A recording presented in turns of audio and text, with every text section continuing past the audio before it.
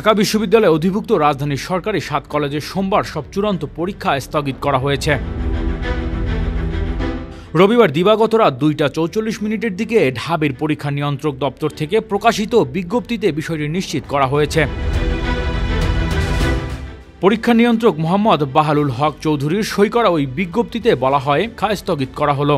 এই পরীক্ষার তারিখ পরবর্তীতে বিজ্ঞপ্তির মাধ্যমে জানানো হবে। সোমবার ৭ কলেজের স্নাতক দ্বিতীয় বর্ষের চূড়ান্ত পরীক্ষা অনুষ্ঠিত হওয়ার কথা ছিল। ঢাবির প্রো ভিসির অধ্যাপক ডক্টর তানভীর আহমেদের অশোভন আচরণের অভিযোগকে কেন্দ্র করে তার বাসভবনে ঘেরাও করতে গেলে বাধা দেয় ঢাবির শিক্ষার্থীরা, যার জেরে দফায় দফায় সংঘর্ষে জড়ায় উভয় পক্ষ। এমন পরিস্থিতিতে পরীক্ষা স্থগিতের আহ্বান জানান ঢাকা কলেজের অধ্যক্ষ ও ৭ কলেজের সমন্বয়ক অধ্যাপক AKM ইলিয়াস, যার প্রেক্ষিতেই পরীক্ষা স্থগিত করা হয়েছে। Desk report, metro TV.